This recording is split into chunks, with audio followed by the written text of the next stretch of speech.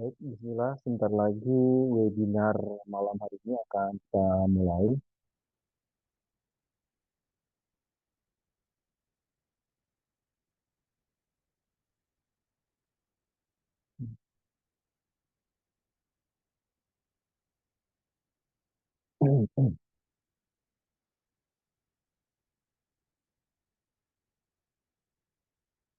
Baik, bismillah. Assalamualaikum warahmatullahi wabarakatuh. Wassalatu wassalamu ala Rasulillah. Amma ba'd. Alhamdulillah, puji syukur atas kehadirat Allah Azza wa Jalla yang alhamdulillah pada kesempatan malam hari ini untuk Anda semua telah dimudahkan oleh Allah Ta'ala untuk bisa mengikuti kelas webinar yang kali ini diselenggarakan oleh SOH atau Sekolah Orang Tua Hebat. Dan SOH adalah salah satu program parenting yang diusung oleh Ustadz Abdul Abbas Tobroni Hafizahullah yang merujuk pada parenting nabawiyah dan pendidikan karakter berbasis fitrah. Mungkin untuk Anda semua yang belum tahu, beliau Ustadz Abdul Abbas Tobroni merupakan alumni Darul Hadis Yaman, mudir Pondok Pesantren Darussalam, pendiri sekolah berbasis fitrah Sada Al-Madinah Pekalongan, dan juga beliau merupakan praktisi parenting anak berbasis fitrah dan juga sebagai Ustadz Pembina KPNI Korwil Pekalongan. Sekolah Orang Tua Hebat bertujuan untuk memberikan pendidikan kepada orang tua, calon orang tua, serta kaum muslimin secara umum, agar mereka menjadi orang tua yang hebat dalam mendidik dan mempersiapkan generasi penerus yang handal. Dan di antara kegiatan yang ada di Sekolah Orang Tua Hebat diantaranya webinar atau Zoom meeting yang membahas tema-tema seputar keluarga dan pendidikan anak. Online kelas secara intensif membahas buku ensiklopedia pendidikan anak. Konsultasi langsung seputar permasalahan keluarga dan pendidikan anak. Tanya jawab dan diskusi di grup WA. Dan semua program sekolah orang tua hebat bersifat gratis dan tidak dipungut biaya, insya Allah. Baik, di kesempatan malam hari ini, beliau juga sudah hadir, Ustadz Abdul Aziz Tobing Hafizahullah, yang akan menyampaikan materi dengan judul Mindset Orang Tua Hebat, 5 poin penting mendidik anak hingga usia balik. Dan sebelumnya nanti di sesi akhir ada juga sesi tanya jawab yang tentunya akan dijawab oleh beliau, Ustadz Abdul Aziz Tobing Hafizahullah. Tafadhol Ustadz. Assalamualaikum warahmatullahi wabarakatuh. Alhamdulillah wassalatu wassalamu ala Rasulillah wa ala alihi wa sahbihi wa man tabi'ahum bi ihsanin ila yaumil qiyamah. Amma ba'du. Ayah, bunda, sidang jamaah, kaum muslimin, semoga Allah senantiasa merahmati kita. Alhamdulillah kita senantiasa bersyukur kepada Allah Ta'ala yang telah memberikan kepada kita banyak karunia, banyak kenikmatan yang telah Allah berikan kepada kita. Dan di antara karunia besar yang Allah berikan kepada kita, ketika Allah memberikan kepada kita anak sebagai penyejuk hati kita, sebagai pelipur lara. Dan anak merupakan karunia besar yang Allah Ta'ala berikan kepada kita. Para nabi dan rasul, mereka pun sangat-sangat membutuhkan anak untuk melanjutkan kehidupan mereka.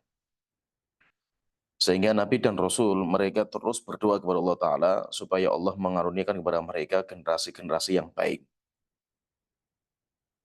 Nabi Ibrahim alaihissalam, beliau terus berdoa kepada Allah Ta'ala supaya Allah memberikan kepadanya anak laki-laki yang melanjutkan kehidupan beliau. Sampai akhirnya Allah kabulkan doanya Nabi Ibrahim, tetapi dikabulkan ketika umur beliau sudah tua. Akhirnya ketika Nabi Ibrahim memiliki dua anak, yaitu Nabi Ishak, Nabi Ismail dan Ishak, maka Nabi Ibrahim mengatakan, Alhamdulillahilladzi wahabadi alal kibari Ismail wa Ishak.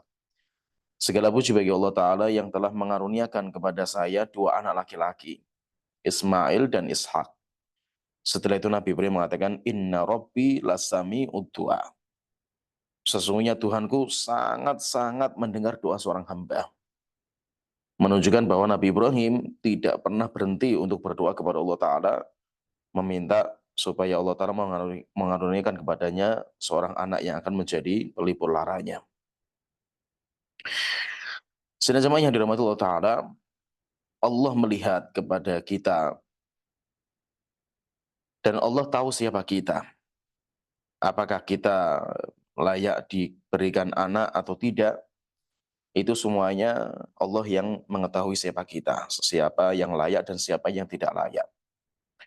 Ada orang yang Allah Ta'ala berikan anak laki-laki perempuan, ada juga yang Allah berikan hanya anak laki-laki saja, ada juga yang diberikan cuma anak perempuan saja, bahkan ada juga yang tidak Allah berikan anak. Dan itu telah Allah Ta'ala sebutkan di Al-Quran sebagai gambaran kepada kita bahwa semua karena Allah melihat kelayakan kita. Yahabu lima yasha'u inatha. Allah Ta'ala berfirman, dialah Allah yang telah mengaruniakan kepada seseorang anak perempuan. Sehingga anaknya perempuan saja. Wa yahabu lima yasha'u dhukur. Ada juga yang Allah berikan anak laki-laki saja. Au yuzawwijuhum dhukranan wa inatha. Ada juga yang dicampurkan. Allah berikan anak laki-laki dan anak perempuan. Wa yaj'alu may yasha'u aqima. Ada juga yang Allah jadikan dia itu sebagai orang mandul. Menunjukkan bahwa siapa yang diberikan anak oleh Allah Ta'ala, maka Allah tahu bahwa Anda layak, bahwa Anda siap untuk mengemban amanah ini. Sehingga kita bersyukur kepada Allah Ta'ala ketika Allah melihat kita orang yang sudah layak untuk diberikan amanah anak. Berarti Anda, wahai ayah bunda, Anda itu sudah layak. Allah sudah melihat bahwa Anda ini mampu untuk diberikan amanah anak. Sehingga Allah memberikan kepada Anda anak tersebut. Sehingga kita sebagai orang tua kita harus pede. Kita harus ya siap. Dan kita harus yakin bahwa kita mampu untuk mendidik anak kita. Kenapa? Karena Allah saja melihat kita mampu. Allah melihat kita itu mampu. Maka jangan minder dalam mendidik anak kita. Insya Allah kita lebih mampu mendidik anak kita daripada orang lain. Daripada sekolah, daripada pondok pesantren, daripada lembaga pendidikan. Kita orang yang paling mampu mendidik anak kita. Oleh karena itu, pada kesempatan kita kali ini, kita akan mengupas tentang mindset sebagai orang tua. Mari kita perbaiki kembali mindset orang tua. Karena mindset ketika sudah salah, salah mindset ini fatal, bahaya. Terkadang masalahnya sama. Tapi ketika mindsetnya berbeda, maka nanti outputnya akan berbeda juga. Misalkan, ada seseorang kecelakaan sampai akhirnya ya fatal, kemudian sampai kakinya patah. Misalkan ya. Kasusnya sama, menimpa dua orang. Di mana dua-duanya sama-sama kecelakaan, sama-sama patah kakinya. Yang satu, dia orang-orang yang beriman. Dia sadar bahwa ujian ini datangnya dari Allah Ta'ala. Allah sudah mentakdirkan ujian ini 50.000 tahun sebelum Allah menciptakan dia. Dan ujian ini sebagai penghapus dosa-dosa. Mungkin dengan ujian ini ada hikmah di balik ini.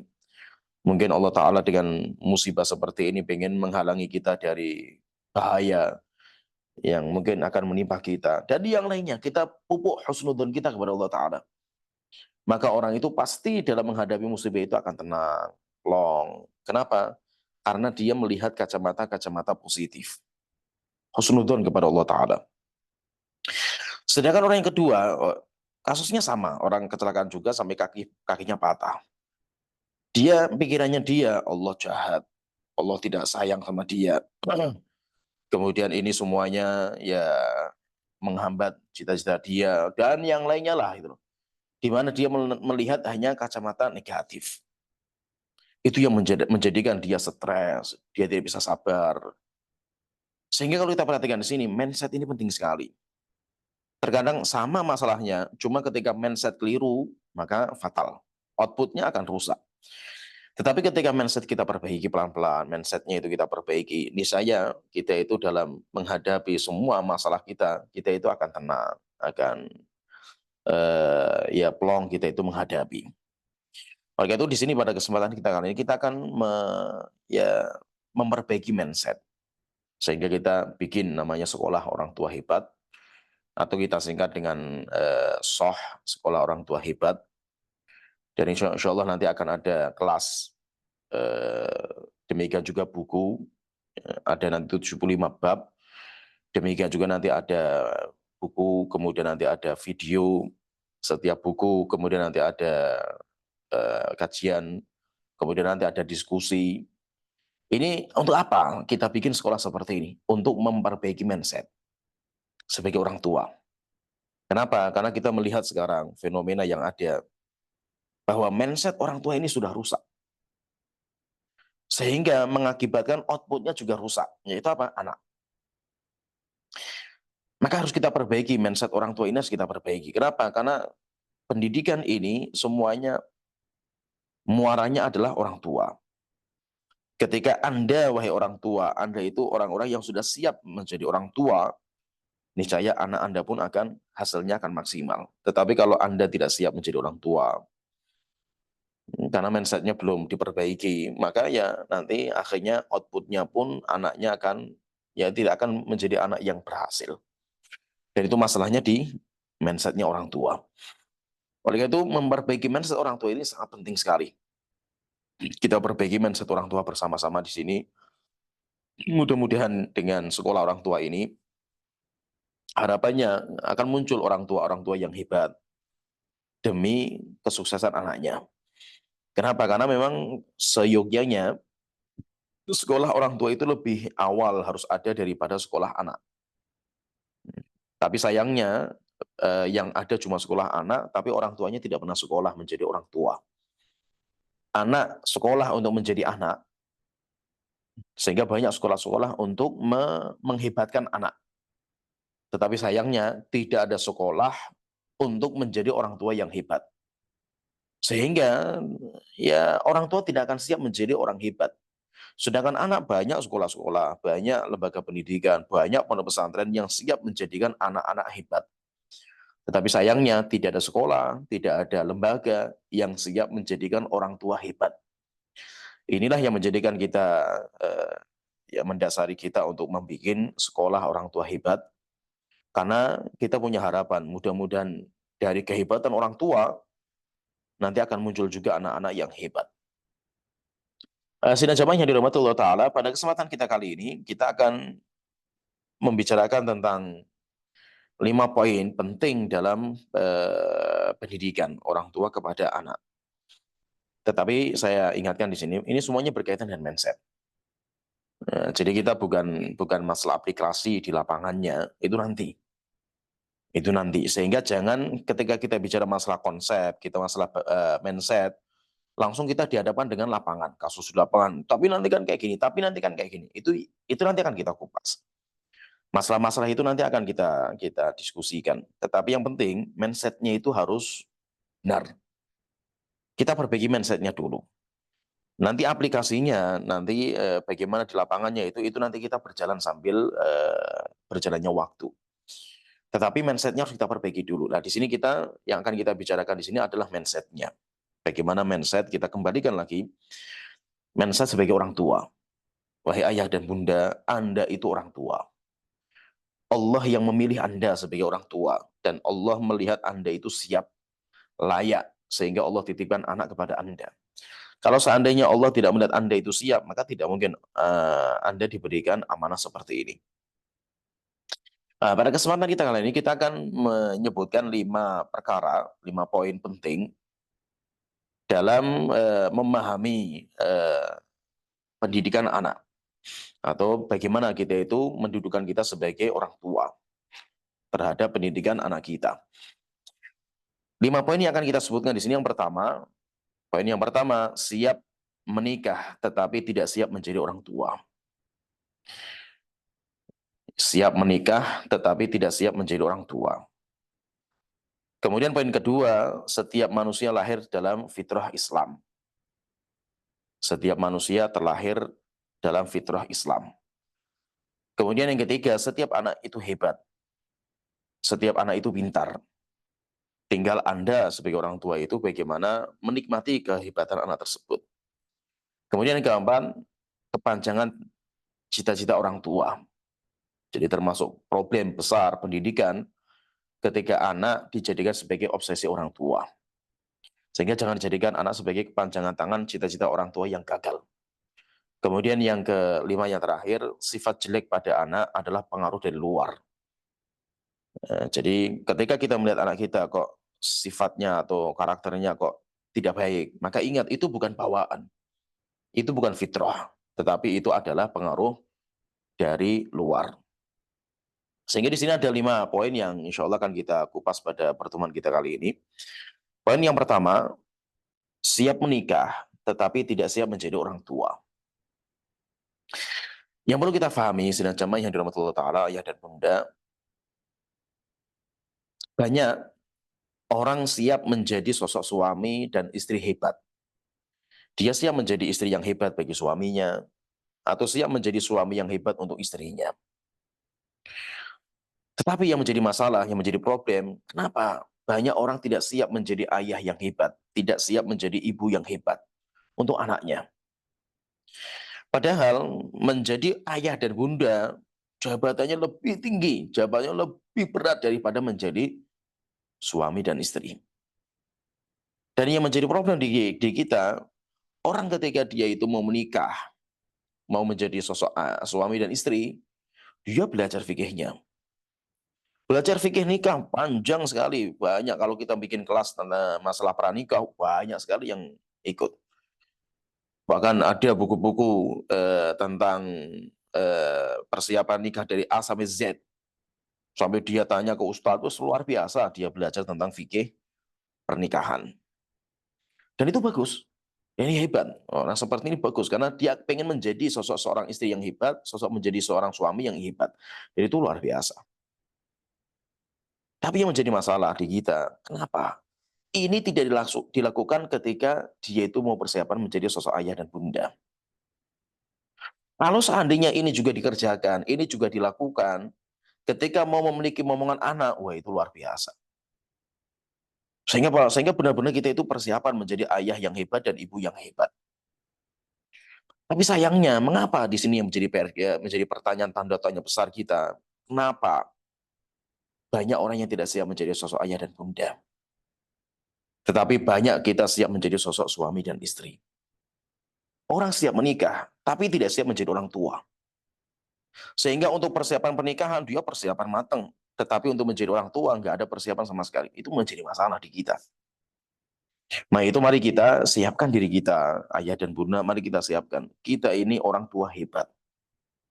Kita itu tidak orang tua jadi-jadian kita ini. Tetapi kita memang benar-benar siapkan bahwa kita adalah sosok ayah terhebat untuk anak kita dan kita sosok ibu terhebat bagi anak kita.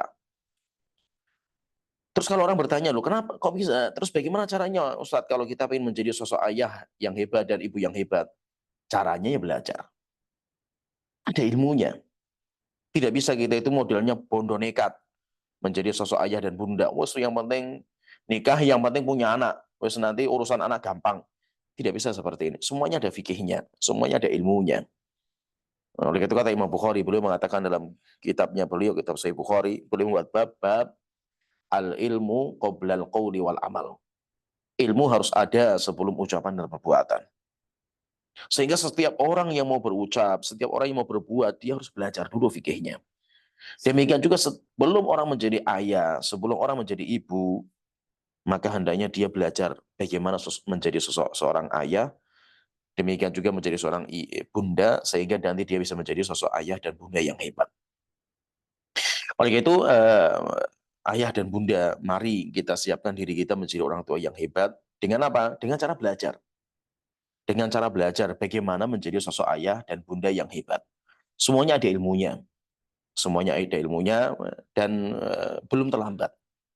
Belum terlambat. Jangan sampai mengatakan, loh kan kita sudah terlambat, Ustadz, anak-anak kita sudah dewasa semua. Tidak. Selama kita masih hidup, tidak ada yang terlambat. Rasulullah mendidik para sahabat di mana mereka masuk Islamnya sudah tua-tua. Tetapi ketika diperbaiki semua dari awal menjadi manusia manusia yang hebat. Sehingga tidak ada namanya kata terlambat. Mari kita kembalikan lagi, kita masih hidup, anak kita juga masih hidup.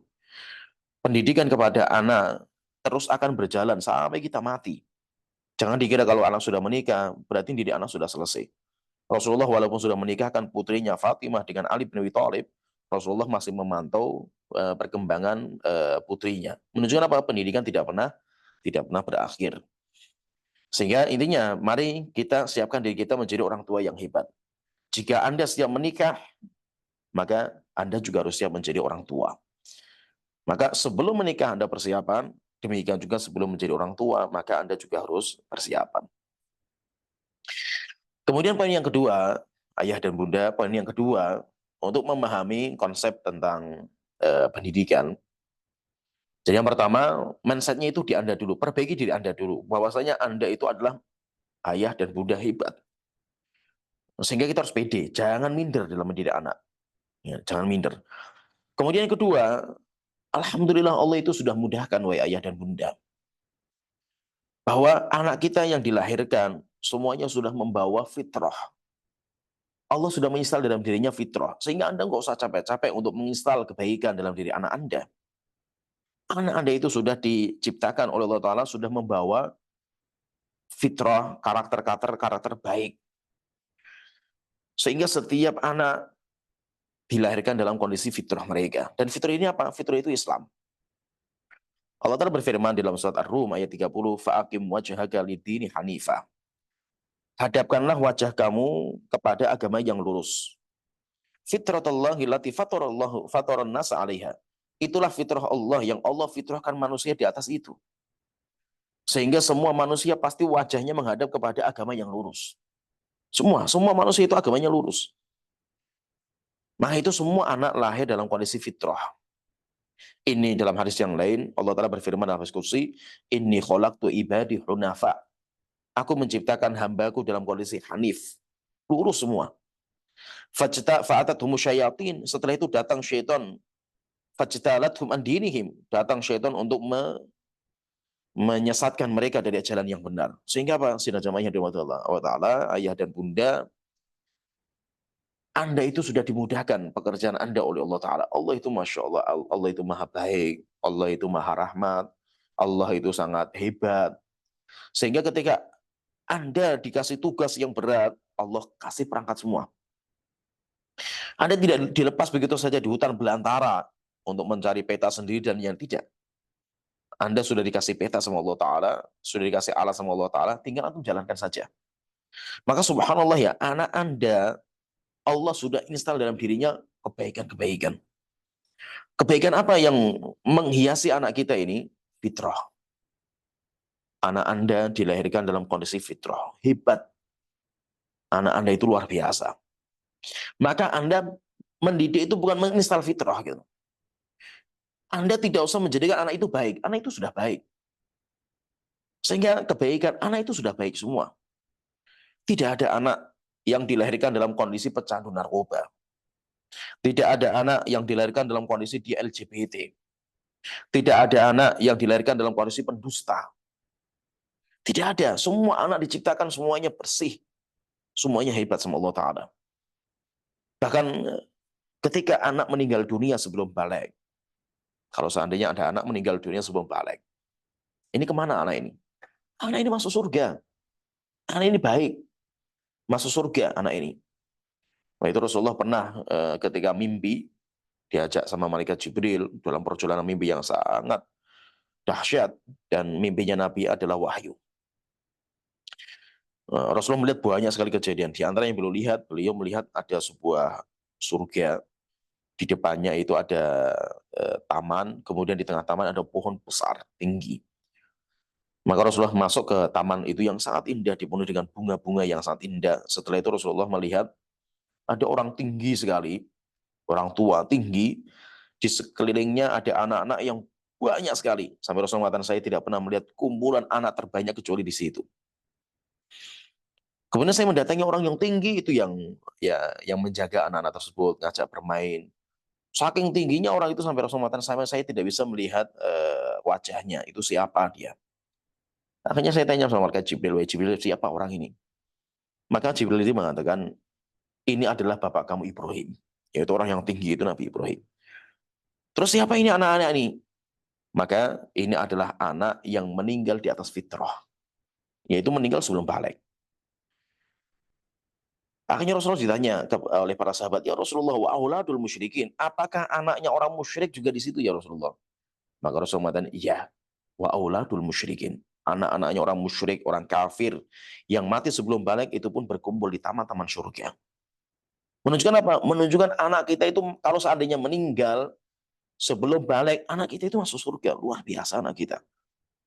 Sehingga Anda itu dikasih anak bukan anak yang kosong, belum, nggak punya apa-apa. Sehingga kerjaan Anda itu install ini. Tidak. Anak Anda itu sudah ada isinya. Anak Anda itu sudah ada isinya. Anda nggak usah menjadikan anak itu anak baik. Anak itu sudah akan jadi anak baik. Allah sudah kasih perangkat semua. Nah terus kalau seperti ini tugasnya apa Anda itu? Pahami ya. Maka dengan belajar nanti kita akan paham tugas Anda. Tugas Anda bukan untuk menjadikan anak itu anak baik. Kenapa? Anak kita sudah baik. Anak kita itu sudah baik. Anak kita sudah fitrah. Tugas Anda itu apa? Yang pertama, Anda itu harus bersyukur dulu kepada Allah Ta'ala tentang kebaikan anak Anda. Anak-anak itu luar biasa. Kemudian yang kedua, lihatlah anak Anda dengan kacamata positif. Jangan dengan kacamata negatif. Kalau Anda melihat kekurangan anak, selama itu juga Anda tidak akan menganggap anak Anda itu hebat. Anak Anda punya kelebihan, anak Anda punya kekurangan. Maka kacamatanya itu harus kita perbaiki. Berarti kacamata ini jadi masalah. Sehingga apa? Sehingga tugas Anda itu yang pertama, lihatlah anak dengan kacamata positif. Yang kedua jaga fitrahnya dari pengaruh-pengaruh luar. Maka itu poin ketiga yang kita bahas di sini setelah kita itu paham bahwa anak semuanya diciptakan dalam kondisi fitrah. Semua anak diciptakan dalam kondisi fitrah. Dan fahami fitrah itu Islam. Fitrah itu baik. Sehingga anak Anda lahir bukan ateis, nggak punya agama sama sekali. Kosong, blong, kayak kertas putih yang nggak ada isinya. Tidak. Anak Anda dilahirkan, anak Anda sudah ada isinya. Anak Anda sudah Islam. Anak Anda itu sudah Islam. Dia sudah membawa konten-konten kebaikan. Tugas orang tua bagaimana? Bagaimana kita tumbuhkan konten-konten ini sehingga menjadi peran, sehingga menjadi buah yang bermanfaat. Anda tidak usah install karena anak itu sudah ada sendiri. Maka ketika Anda sudah tahu ini bahwa anak Anda itu hebat, anak Anda itu di atas fitrah Allah ciptakan, maka poin ketiga, perlu Anda kacamatanya diperbaiki bahwa setiap anak pasti hebat. Setiap anak pasti pintar. Tapi untuk menilai anak itu hebat, maka kacamatanya harus benar. Ya, kacamatanya harus benar. Anak kita punya kelebihan, punya kekurangan. Dan semua seperti itu. Sebagaimana Anda, wahai ayah dan bunda. Anda punya kelebihan, Anda punya kekurangan. Ya, Anda punya satu kelebihan, tapi Anda punya banyak kekurangan. Demikian juga anak Anda juga seperti itu. Anak Anda bukan Superman yang semua menguasai semua bidang, tidak ada kekurangan sama sekali, nggak ada. Tidak ada yang sempurna kecuali hanya Allah Ta'ala. Yang sempurna hanya Allah Ta'ala. Sedangkan Allah Ta'ala pasti ada kekurangan, ada kelebihan. Maka ketika Anda tadi bisa paham bahwa anak Anda itu di atas fitrah. Semua anak kita itu di atas fitrah. Maka poin ketiga yang akan kita sampaikan di sini, kalau kita itu paham anak kita di atas fitrah, maka Anda harus menganggap anak Anda itu hebat. Semua anak itu hebat, semua anak itu pintar, semua anak itu manusia-manusia mulia. Allah Ta'ala sampai mengatakan dalam Al-Quran, "Laqad khalaqnal insana fi ahsani taqwim." Aku telah menciptakan manusia dengan bentuk yang terbaik. Kok tiba-tiba datang orang tua, aduh anak saya kok semua nggak ada kelebihan sama sekali, anak saya kekurangan semua. Berarti Anda tidak bersyukur kepada Allah Ta'ala. Nah sekarang pertanyaan, nah terus bagaimana saya itu bisa menilai anak saya itu hebat? Katanya semua anak itu hebat.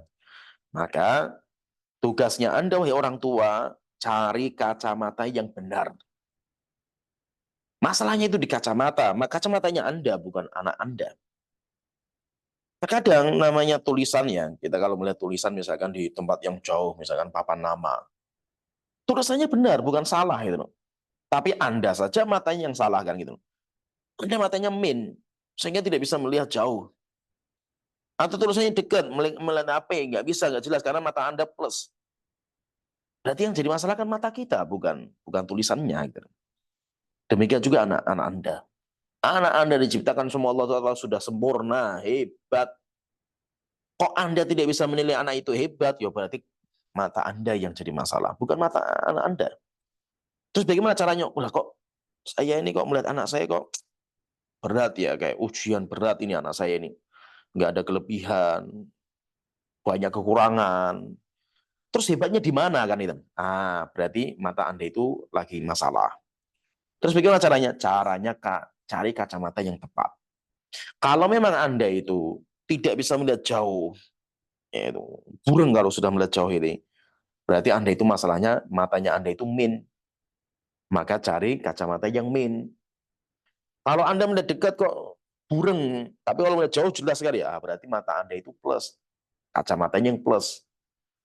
Kalau Anda min pakai kacamatanya plus, keliru kita, semakin burung pandangan. Kalau kita itu plus pakai kacamatanya min, buyar semua pandangan kita. Ya. Demikian juga kita menilai anak kita. Maka itu kalau kita misalkan saya punya penyakit min misalkan ya.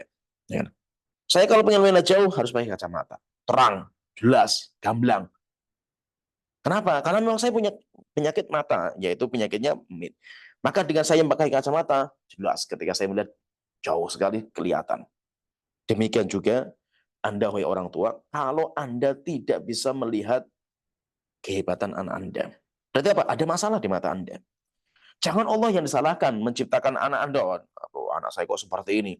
Gimana sih Allah menciptakan? Tidak. Anak Anda hebat. Allah sudah sempurna menciptakan anak Anda. Tidak ada kesalahan sedikit pun dalam penciptaan Allah Ta'ala. Berarti masalahnya di kita. Mindsetnya orang tua yang menjadi masalah. Terus bagaimana caranya? Caranya cari kacamata yang tepat. Cari kacamata yang tepat. Sehingga nanti ukurannya minnya itu berapa. Min 1, min 2, min 3. Itu diukur, dicari sampai pas. Sehingga setelah itu baru Anda bisa melihat anak dengan kelebihan. Nah, terus bagaimana caranya? Kita itu bisa melihat anak kita itu kok hebat. Anak ini punya kelebihan. Anak juga punya kekurangan. Maka lihatlah dengan kacamata positifnya anak. Niscaya Anda akan merasakan luar biasanya anak Anda. Tapi kalau Anda melihatnya negatifnya anak, selama itu juga Anda tidak akan bisa melihat hebatnya anak. Nah itu seperti ya ucapan eh, seorang ilmuwan hebat dunia yang dia divonis sebagai anak bermasalah sampai diusir dari sekolah. Kenapa? Karena sekolah tidak menganggap itu kehebatan. Dianggap sebagai masalah. Setelah itu dia meneliti, menggunakan kecerdasan, dan orang tuanya, ibunya, yang menganggap dia itu hebat. Bahkan ibunya ketika anaknya dipulangkan, itu ada surat. Ceritanya itu ada surat, ditulis dalam surat itu, anak Anda bermasalah. Anak yang nakal, anak yang bodoh, sama ibunya ditutup, disimpan, tidak pernah dibuka. Anaknya tanya sama ibunya, suratnya apa Bu? Maka ibunya mengatakan, suratnya itu sekolah ngomong kalau kamu itu anak hebat. Saking hebatnya sampai sekolah tidak bisa mendidik. Maka yang bisa mendidik hanya saya. Akhirnya didik sama ibunya, sampai menjadi ilmuwan dunia. Ilmuwan dunia. Sampai ketika dia sudah menjadi orang dunia, terkenal dunia, dia suatu ketika membuka surat yang dulu ditulis sama sekolah kepada ibunya. Dia penasaran, apa sih yang ditulis itu? Rupanya ketika ditulis, suratnya itu isinya, anak Anda itu anak bodoh, tidak punya masa depan. Apa kata dia? Disebabkan ibu yang hebat menjadi anak yang hebat. Beliau mengatakan dalam sebuah ucapan yang Masya Allah luar biasa ucapan ini. Beliau mengatakan, selama Anda melihat ikan pada kehebatan dalam manjat pohon, dan melihat kehebatan monyet dalam berenang, selama itu juga Anda akan melihat monyet dan ikan produk gagal. Manusia bodoh, makhluk yang tidak punya kebaikan sama sekali. Kenapa? Mindset-nya salah Anda itu. Kacamatanya keliru. Gitu. Tetapi kalau Anda balik sekarang, Anda jangan melihat kepada kekurangan monyet. Anda jangan melihat kekurangan ikan. Kalau Anda melihat kekurangan monyet yang tidak bisa berenang, memang monyet selama-lamanya makhluk gagal. Kalau Anda melihat kehebatan ikan pada naik pohon, di mana itu jadi kekurangan. Kalau Anda melihat kekurangannya ikan dalam naik pohon, nah naik pohon nggak bisa ikan. Mau bagaimanapun diajari, mau dipecuti nggak bisa. Selama itu Anda akan menganggap bahwa ikan produk gagal yang Allah telah ciptakan. Tapi kalau kacamatanya dirubah sekarang, mindsetnya diganti. Lihatlah ikan pada kehebatan dia dalam berenang. Anda akan menganggap bahwa ikan makhluk terbaik yang Allah telah ciptakan dalam air. Lihatlah monyet, bagaimana kehebatan monyet dalam manjat pohon. Maka disitulah Anda akan mengatakan bahwa monyet adalah makhluk terbaik yang Allah telah ciptakan di atas pohon. Nggak usah diajari. Anda tidak usah mengajari monyet untuk nembak manjat pohon. Anda nggak usah mengajari ikan untuk berenang. Dia sudah diciptakan memang untuk ikan diciptakan untuk air. Monyet diciptakan untuk pohon. Sehingga fisiknya sudah disiapkan oleh Allah Ta'ala di situ. Maka dengan Anda itu melihat kepada kelebihan anak, disitulah nanti Anda bisa merasakan kehebatan anak. Bahwa setiap anak Anda itu hebat-hebat. Tetapi kalau Anda itu melihat kepada kekurangan anak, selama itu juga Anda tidak akan bisa bersyukur kepada Allah Ta'ala. Maka lihatlah kelebihan anak, terus bagaimana dengan kekurangannya? Misalkan kita lihat anak-anak kita itu cerdas, pinter anak kita ini. Tetapi anak kita ini pemalu, tidak berani tampil, ya, jadi tidak berani ceramah. Demikian juga penakut, tidak berani jihad. Ya, demikian juga orangnya itu nggak bisa bisnis, tapi pinter. Maka lihatlah anak pada kecerdasan, kehebatan dia dalam logika, intelektualnya. Terus bagaimana jihadnya? Biarkan yang lain yang berjihad. Kolaborasi. Dia yang mengajarkan fikih jihad sama mujahid, mujahid yang berangkat ke medan pertempuran. Orang mujahid belum tentu mereka itu bisa belajar ilmunya. Seorang mujahid butuh ada seorang yang mengajari mereka ilmu agama. Maka awam melarang semua orang berangkat jihad, nggak boleh. Falaula nafara min kulli firqatin minhum ta'ifatun liyatafaqahu fiddin. Allah melarang, jangan semua berangkat jihad, jangan. Harus ada sekelompok manusia yang belajar agama. Nanti kalau mujahid pulang, diajari sama mereka. Sehingga apa? Ada mungkin anak-anak kita yang akan menjadi pengajar mujahid, tapi nggak bisa berjihad. Mungkin anak kita jihadnya luar biasa, kalau suruh kelahi, kalau suruh berangkat di medan pertempuran, luar biasa. Tetapi memang orangnya hafalannya lemah. Terus bagaimana caranya? Caranya manusia hidup itu dengan cara kolaborasi. Saya punya kelebihan A, saya punya kekurangan A, B, C, D, banyak. Terus bagaimana caranya supaya saya menjadi orang hebat? Kelebihan itulah saya. Kekurangannya saya tutupi dengan orang lain. Saya kolaborasi dengan si A, si B, si C, sehingga dengan kolaborasi, dengan bersatu, seperti bangunan yang saling menguatkan, disitulah nanti kekuatan itu akan bisa kita rasakan. Nah itu jangan kita itu mengharapkan anak itu satu anak tapi menguasai semua bidang. Tidak bisa. Biarkan anak kita itu hebat di satu bidang yang memang dia itu kelebihan dia. Kekurangannya nanti bisa kita carikan orang-orang yang bisa menutupinya. Kemudian poin yang keempat, ayah dan bunda. Bahwa problem di kita sekarang, banyak anak kita itu yang dijadikan sebagai obsesinya orang tua. Inilah yang menjadikan fitrah anak rusak. Kehebatan anak nggak diakui. Kenapa? Karena ya obsesi orang tua. Karena anak pengen dijadikan sebagai pelanjut cita-cita orang tua. Akhirnya orang tua zaman sekarang, orang tua zaman now sekarang ini, orang tua yang modern sekarang ini, dia tidak bisa lagi bersih hatinya untuk melihat anak. Sehingga kotor, matanya itu ada banyak kotoran gitu, sehingga sudah tidak bisa cemerlang melihat tentang anaknya. Kenapa? Karena yang dia cuma obsesi, obsesi, dan obsesi.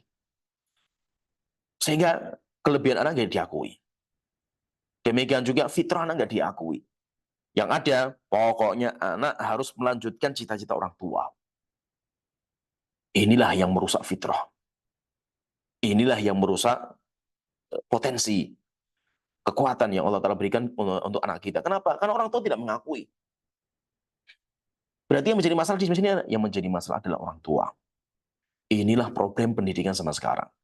Sehingga dari sinilah kita berusaha untuk menjelaskan ke orang tua, di sekolah orang tua hebat kita ini, wahai orang tua, ayo kembali ke fitrah Anda. Anda itu orang tua. Anda itu orang tua. Di mana orang tua punya cita-cita, tapi ingat, anak juga punya cita-cita. Sehingga tolong lihatlah anak dengan kacamata yang bersih. Lihatlah anak, nilailah anak dengan hati yang bersih. Jangan ada sedikit obsesi. Jangan ada sedikit dari ya kepanjangan cita-cita orang tua. Ini yang merusak. Nah itu kebanyakan, ya, yang banyak sekali lah sama sekarang. Alhamdulillah mulai banyak orang-orang yang sadar di sini. Sehingga mulai mereka itu bisa menerima kelebihan anak. Walaupun tidak sesuai dengan harapan orang tua. Sekarang gini, terkadang ya, siapa yang tidak pengen anak kita itu menjadi ulama, ceramahnya bagus misalkan. Semua kita pengen. Tapi apakah semua anak pengen seperti itu? Apakah semua anak memang kelebihannya di situ? Kalau memang anak kelebihannya di situ, alhamdulillah. Keinginan orang tua, cita-cita orang tua dengan keinginan anak bisa disatukan. Nah, itu luar biasa. Tapi untuk mencari seperti ini tidak mudah. Sehingga yang terjadi apa? Antara apa yang diinginkan sama orang tua dengan apa yang diinginkan sama anak, tolak belakang, dia nggak bisa disatukan. Disitulah nanti orang tua ego. Akhirnya pendidikan dijadikan sebagai pelampiasan egoisme orang tua. Sehingga anak yang dipasang, nak kamu ikuti saya. Kenapa? Karena saya itu orang tua, sudah makan banyak asam garam saya nih. Sehingga kamu ikut saya. Tapi anak tidak punya cita-cita. Dia juga punya cita-cita, dia punya kehidupan sendiri. Tidak diakui sama orang tua. Sehingga ketika orang tua pengen, pokoknya anak saya ceramahnya harus bagus kayak Ustadz A misalkan ya. Akhirnya anak diharuskan untuk jadi ustadz. Pertanyaan, kalau seandainya anak potensinya bukan di situ, disalahkan anaknya. Anak bermasalah atau sekolahnya yang dimasalahkan. Pondok nggak pecus ngurus anak saya kan itu. Anak lulus nggak bisa ceramah. Padahal masalahnya itu di Anda, wahai orang tua. Anak Anda bukan di situ, itu salah jurusan. Ada anak pinter, tapi anak itu nggak bisa ceramah. Ada anak yang bisa ceramah, tapi dia bukan anak yang pinter menghafal. Semuanya kelebihannya bisa beda. Ulama-ulama kita saja ya. Syekh Utsaimin, Syekh Albani, Syekh bin Baz, Syekh Mukbil punya kelebihan sendiri-sendiri. Mereka 4 orang ini, Syekh Albani kuatnya di hadis. Beliau kalau jam duduk luar biasa. Sedangkan Syekh bin Baz lebih kuatnya di masalah keumatan, sosial, luar biasa Syekh bin Baz. Syekh Utsaimin, beliau mengajar, metode mengajar bagaimana cara yang mudah. Sehingga ceramahnya beliau banyak dibukukan. Syekh Mukbil fokusnya mendidik, mengkadir orang, sehingga muridnya banyak sekali beliau. Sehingga kelebihannya masing-masing, nggak bisa di Syekh Utsaimin harus kayak Syekh Albani. Syekh Albani kayak Syekh bin Baz, nggak bisa. Semuanya punya kelebihan masing-masing. 4 ulama ini saja, mereka kalau baca Quran, bacaan Quran mereka tidak diakui. Siapa yang diakui? Syekh Sudes. Yang diakui ulama-ulama Qurra, ahli qiraah. Mereka juga ini Syekh Sudes, ahli qiraah. Demikian juga ulama-ulama kita ini Syekh bin Baz, Syekh Albani. Kalau ceramah, khutbah mimbar di atas mimbar, bukan pakar ceramah. Sehingga kita mungkin kalau dengar ceramahnya Syekh bin Baz misalkan, ngantuk kita. Mereka bukan ahli ceramah. Ada sendiri nanti khutbah itu ada sendiri.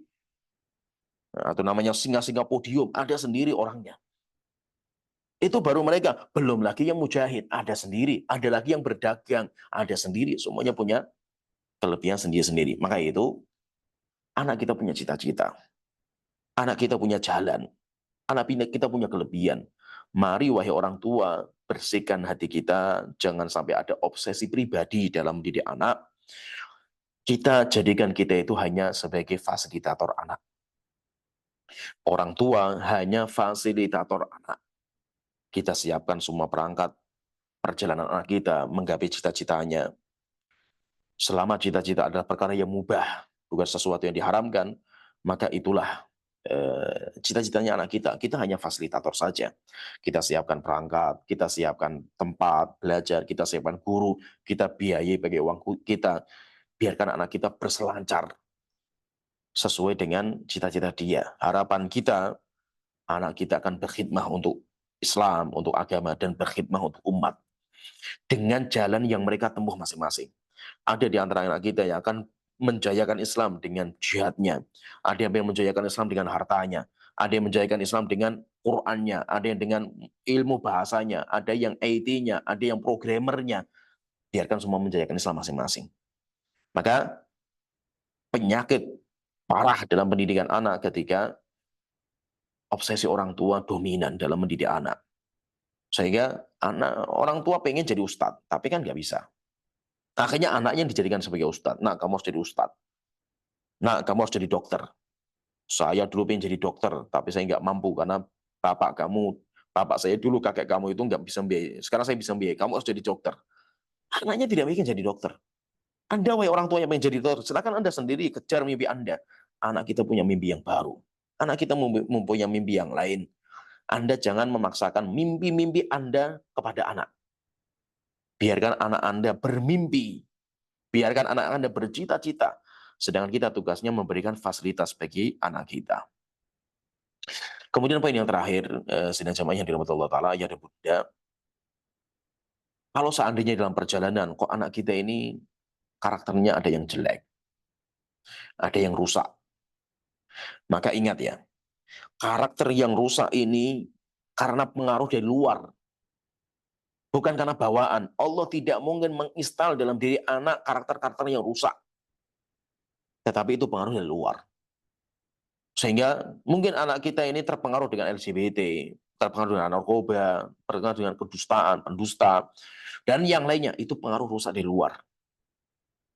Terus bagaimana kalau seperti ini? Kalau ada pengaruh-pengaruh seperti ini, maka kita berusaha untuk mengobati. Bagikan anak, kita lah terserang penyakit, flu, atau demam, atau kalau kemarin misalkan corona, itu pengaruh dari luar, bukan dalam diri anak, pengaruh dari luar.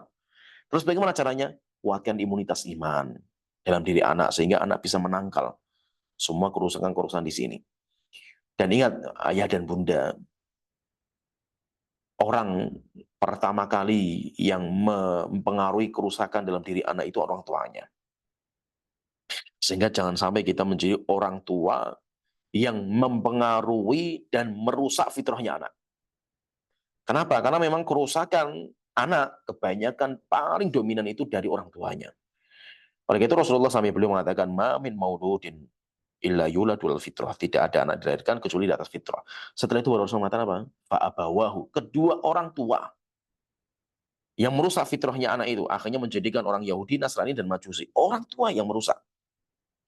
Sehingga rusaknya anak, pengaruh pertama itu pengaruh keluarga kecil. Yaitu pengaruh ayah dan bundanya. Nanti setelah itu baru keluarga besar. Kakak-kakaknya, adik-adiknya, teman-temannya, ipar-iparnya, ya sepupunya. Nanti setelah itu baru lingkungan masyarakat. Tetangga, teman-teman kampung. Setelah itu baru nanti ke sekolah. Sehingga seperti itu, makanya itu tugas Anda, wahai orang tua, Anda harus berjuang untuk membentengi anak Anda dari pengaruh-pengaruh rusak dari luar. Dan yang pertama kali Anda sendiri, jangan menjadi pengaruh rusak bagi anak kita. Jangan sampai malah orang tua yang merusak fitrahnya anak. Jangan sampai orang tua malah yang menghancurkan kebaikan anaknya. Sehingga Anda dulu yang perlu diperbaiki, setelah Anda baik, maka kita mulai kuatkan mental anak, imunitas anak, sehingga nanti ketika anak sekolah, dia punya benteng dari pengaruh-pengaruh jahat dari luar. Dia punya imunitas moral, sehingga setiap ada pengaruh-pengaruh dari luar, teman-teman yang jahat, atau ya dan yang lainnya, dia memiliki bentengnya. Tapi jangan sekali-kali ketika anak Anda LGBT misalkan, pengaruh seperti itu, pendusta, oh, Allah menciptakan anak saya sudah pendusta. Tidak ada. Semua anak jujur semua. Tidak ada anak yang lahir menjadi seorang pendusta, nggak ada. Tetapi anak itu belajar pelan-pelan sampai menjadi pendusta. Demikian juga tidak ada namanya anak LGBT, nggak ada. Tapi anak itu pelan-pelan belajar, pelan-pelan terpengaruh dengan lingkungan yang mereka itu LGBT. Semua seperti itu. Nah itu anak kita itu semuanya hebat. Anak kita semuanya hebat, maka untuk menghebatkan anak butuh orang tua yang hebat. Oleh itu sudah jemaah yang dirahmati Allah Ta'ala, ayah dan bunda, jadilah kita sebagai ayah dan bunda yang hebat untuk menjadikan anak kita sebagai anak yang hebat.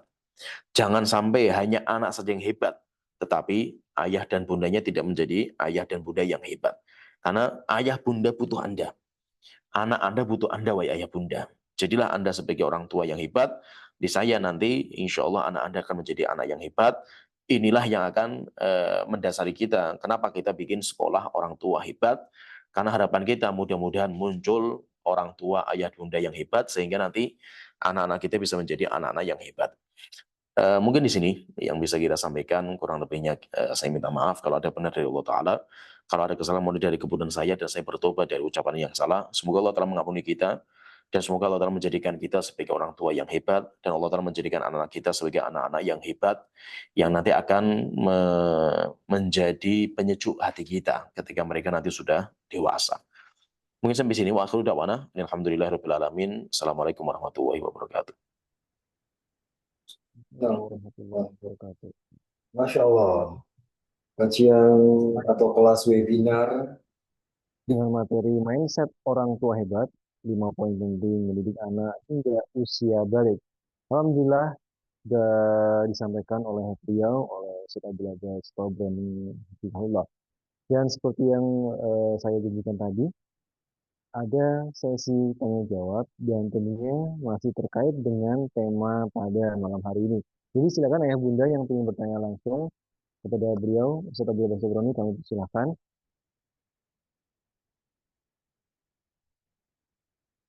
Oke, mungkin sudah ada Abu Sofia.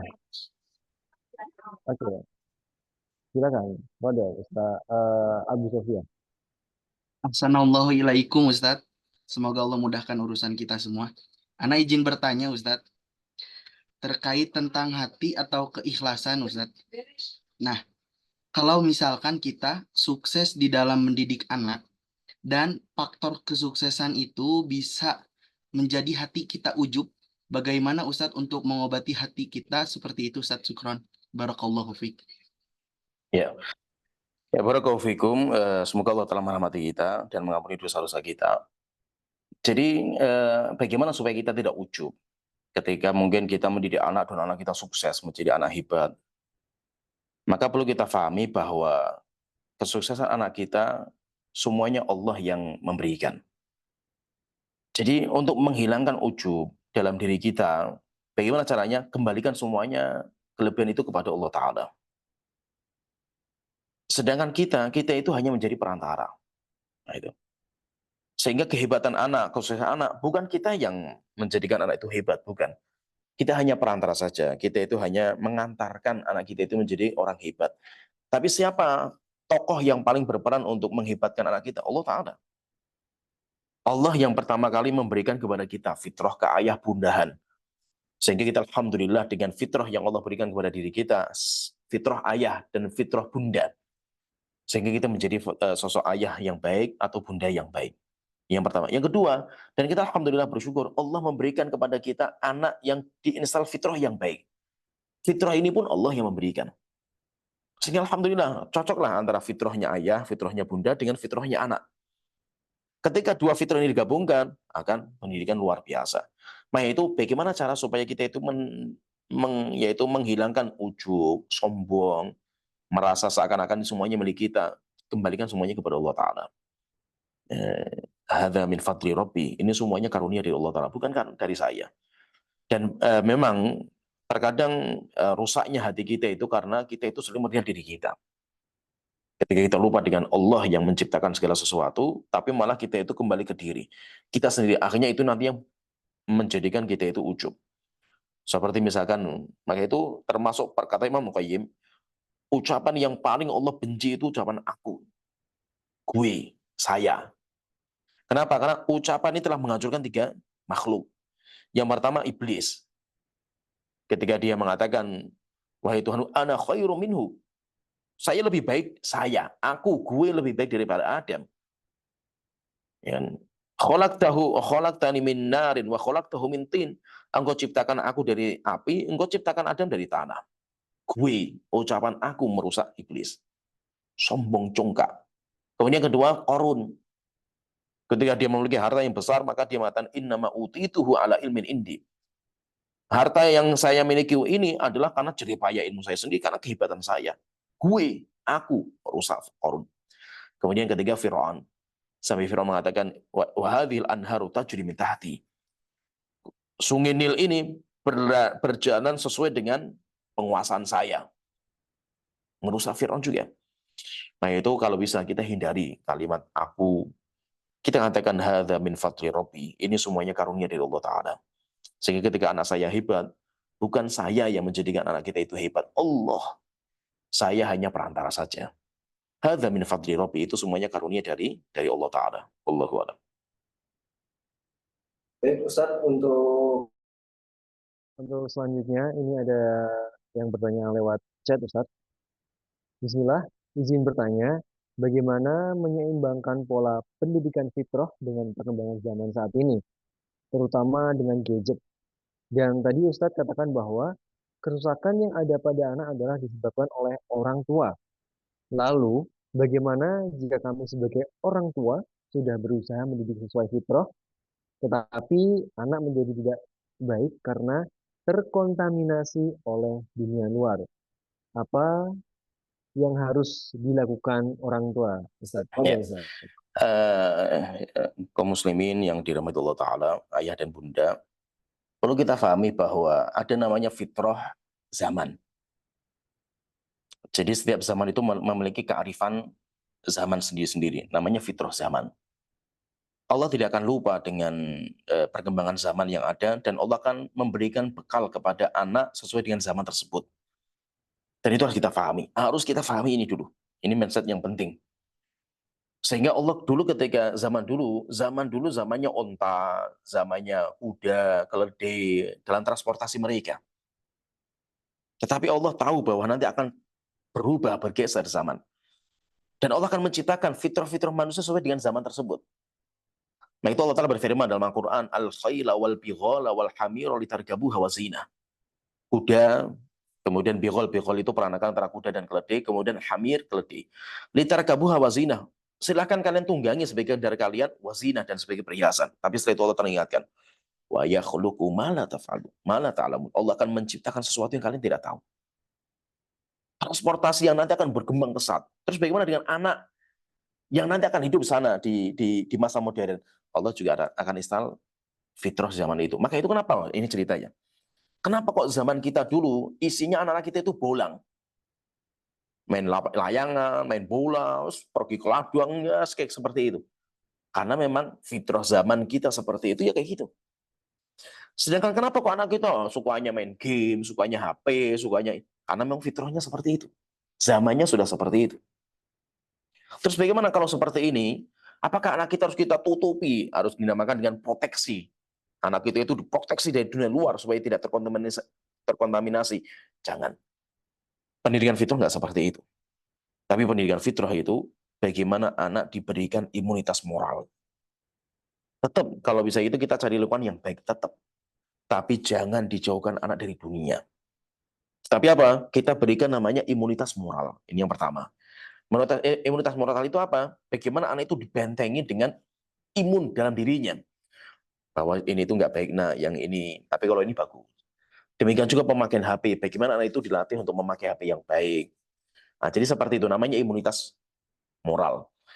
Ini yang pertama. Yang kedua, kalau memang kita takut anak kita itu kecanduan, bagaimana caranya? Caranya si orang tua harus membersamai anak dalam menjalankan aktivitas-aktivitas yang positif bagi anak, yang disukai. Secara normalnya ya, anak lebih suka hujan-hujanan daripada main HP. Sehingga coba kasihkan ruang anak untuk mengeksplor permainan mereka, misalnya mereka akan lupa dari HP. Dan itu saya rasakan, saya juga punya anak-anak seperti itu. Ketika anak sudah capek di luar dengan kegiatan-kegiatan mereka yang asyik, mereka lupa dengan HP. Cuma di sini berarti kewajiban orang tua, Anda harus menyiapkan, Anda harus meluangkan, Anda harus ya mengalokasikan sarana untuk aktivitas asyik di luar. Kayak anak itu misalnya sekolah, pulang dari sekolah mereka mungkin main bola. Pulang dari main bola nanti mereka berenang, aktivitas main besoknya lagi nanti mereka taekwondo, karate, semua sampai capek-capek benar-benar. Capek anak kita ini. Dalam kondisi seperti ini pasti anak itu lupa dengan HP. Tapi yang menjadi masalah, orang tua tidak pernah mengalokasikan waktu, tenaga, biaya untuk eksplornya anak, tapi diminta anak itu duduk di rumah, nggak boleh main HP, nggak boleh main ini. Nggak bisa, anak kita nggak seperti kita, yang kita bisa nonton TV misalkan, kita bisa ngalamun, anak kita nggak seperti itu. Kalau pengen anak kita itu nggak main HP, caranya, Anda wahai orang tua, alokasikan waktu. Anda wahai orang tua, berikan dana untuk kegiatan-kegiatan yang asyik, main bola, ikut klub bola, anak kita ikut klubnya misalkan renang, anak kita main klubnya misalkan volley, bulu tangkis, kemudian mungkin taekwondo, dengan itulah mereka akan lupa dari HP-nya. Sehingga maksudnya kita itu jangan cuma melarang, nah nggak boleh main HP, HP itu bahaya. Semua apa anaknya? Anaknya mau apa gitu dong?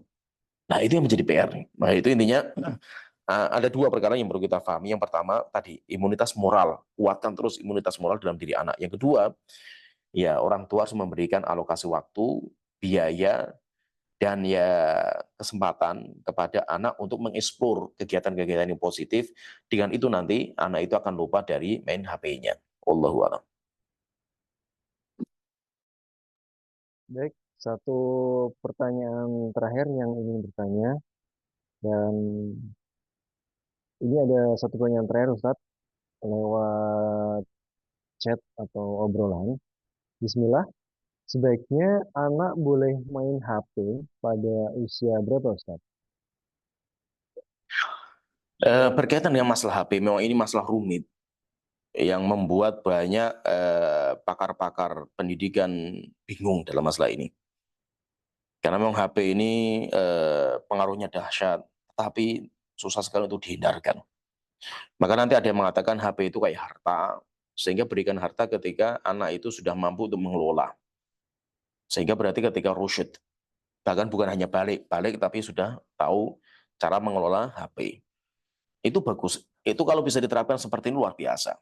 Tapi kita itu terkadang harus bicara itu real saja.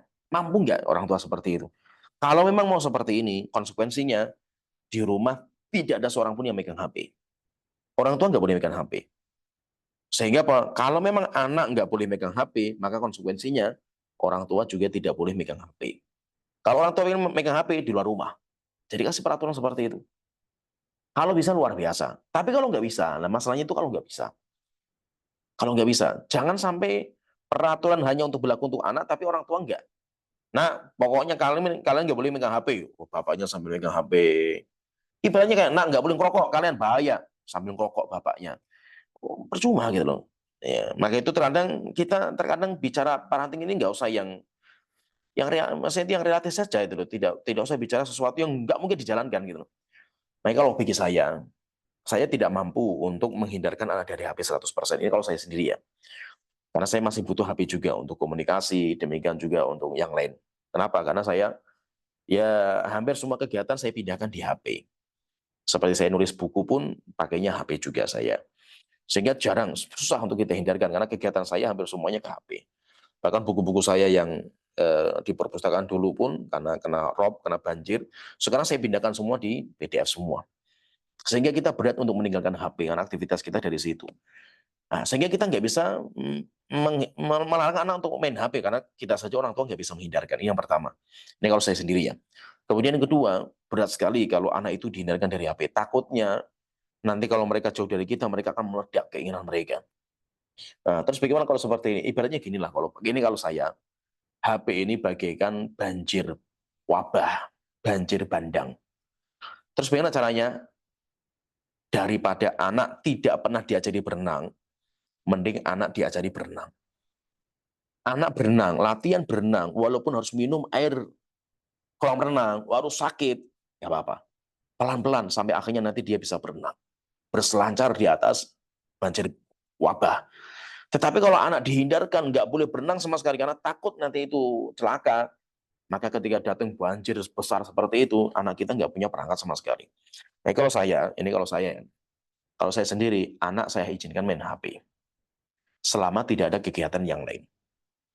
Nah, tapi kalau kita itu orang tua masih bisa ngasih kegiatan yang lain, maka biasanya anak itu lupa dari HP.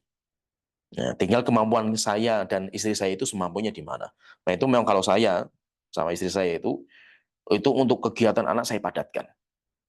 Sehingga anak saya itu ya mereka belajar taekwondo, kemudian juga futsal, demikian juga les bahasa Inggris, demikian juga semacam-macam lah kegiatan mereka. Setiap anak saya pengen les, ikut bola, saya izinkan.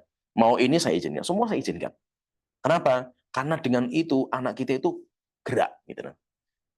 Tetapi ketika sudah libur misalkan nggak ada kegiatan di rumah, ya mau apalah, mau gimana lagi kan itu. Ya, kalau kita siap ya HP dilarang, setelah itu mereka akan ngorak-ngarik rumah, ngobrak-ngabrik rumah kita. Kalau Anda siap bagus. Tapi rumah Anda harus siap-siap menjadi kapal pecah bahasanya itu. Ya, kalau bisa seperti itu alhamdulillah. Kalau tidak, nah sekarang masalahnya itu anak suruh diem, nggak ada kegiatan, mau main bola di rumah nggak boleh, ngobrak-ngabrik rumah nggak boleh. Tapi nggak boleh main HP terus mau ngapain? Bingung anak ini. Anak kita jadi bingung gitu loh. Nah itu jadi masalah gitu loh. Nah maka kalau saya ini bicaranya real saja. Anda kalau masih mampu ngasih kegiatan kepada mereka, luangkan waktu untuk ngasih kegiatan sama mereka. Kasih mereka biaya, ngasih mereka waktu. Mari kita itu bersama-sama sama anak. Liburan misalkan ya, kalau saya sering kayak itu. Saya libur, anak saya juga libur, biasanya saya anak jalan-jalan ke lapangan, atau anak saya jalan-jalan ke sekolah, walaupun sekolah kosong, tak kasih bola, main bola sana lah itu. Saya juga di situ, nemeni mereka gitu. Karena saya alhamdulillah libur. Tapi masalahnya itu ketika kita itu lagi banyak kegiatan, apalagi kita harus ngetik di rumah, kemudian anak ya di rumah, saya nggak bisa membersamai mereka, keluar main bola dan yang lainnya. Anak di rumah mau ngapain di rumah kan gitu.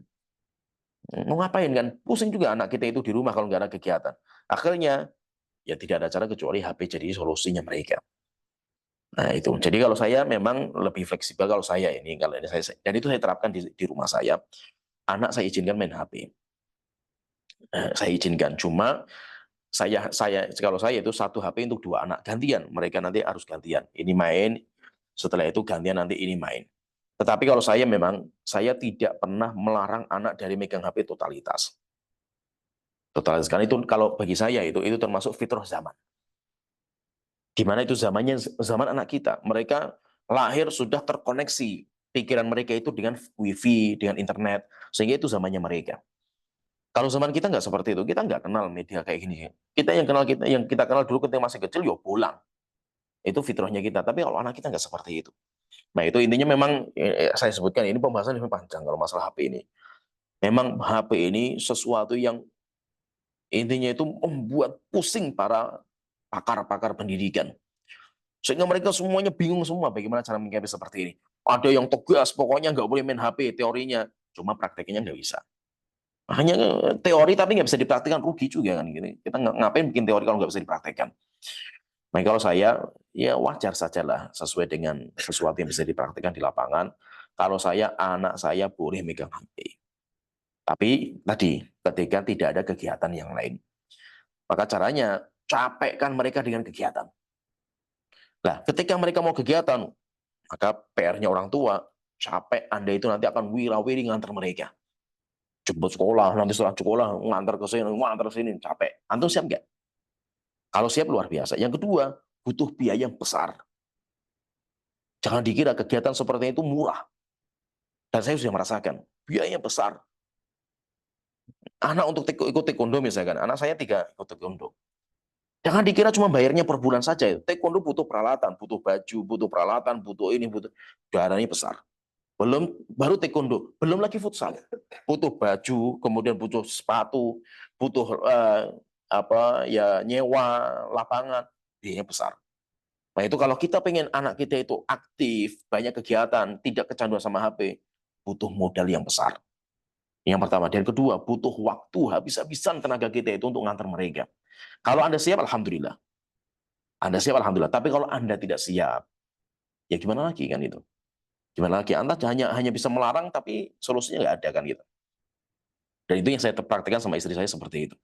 Sehingga anak saya itu banyak sekali kegiatan. Dan itu sudah saya bagi, kalau saya urusan cari duit, keuangan, istri saya bagian mengantar-ngantar. Itu sudah tanggung jawab istri saya. Sehingga kamu mau ikut ini silahkan, mau beli, anak saya itu mau beli untuk melukis misalkan, silahkan, tak fasilitas semua. Selama apa? Selama itu kegiatan yang tidak dosa dan maksiat. Nah, jadi seperti itu. Nah, itu ini kalau saya bicara masalah HP ini fleksibel sajalah, maksudnya itu kita itu normal-normal saja sebagai manusia, bahwa ini perkembangan zaman. Dan ada perkara penting juga di situ. Terkadang ini penting, cuma ini pembahasan panjangnya, tapi saya sebutkan sedikit ya. Terkadang untuk masuk surga, terkadang kita itu harus punya kesalahan. Tidak bisa kita itu masuk surga murni nggak punya kesalahan, nggak mungkin. Nah itu alhamdulillah ya, baiknya Allah Ta'ala, standarisasi orang masuk surga itu bukan murni kebaikan. Kalau murni kebaikan nggak ada yang selamat kita. Tapi standarnya orang masuk surga itu faman saqulat mawazinuhu, siapa yang timbangan kebaikannya lebih berat daripada timbangan keburukan.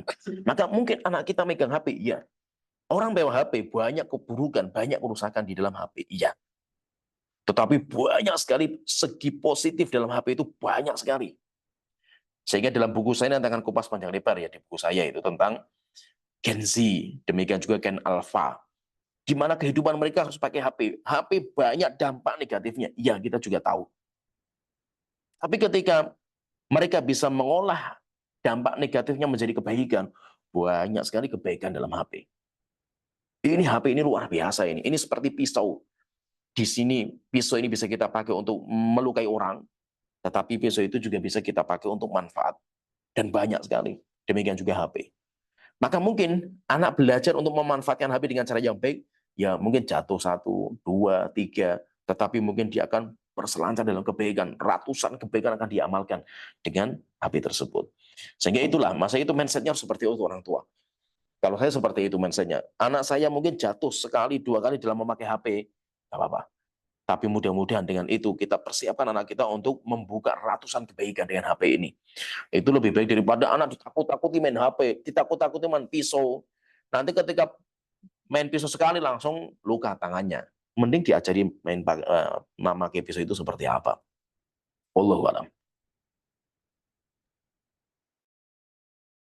Baik, alhamdulillah 3 pertanyaan tadi sudah dijawab oleh Ustadz Abdul Aziz Tobroni.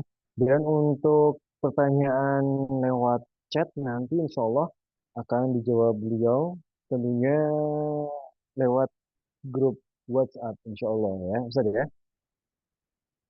Baik, dan kami informasikan untuk ayah bunda terkait tentang sekolah orang tua hebat, yaitu chat grup akan dibuka sampai dengan besok jam 8 pagi. Bagi para peserta yang ingin mengajukan pertanyaan, insya Allah untuk sesi pertanyaan kami buka setiap hari Senin, mulai pukul 10 sampai 12 siang.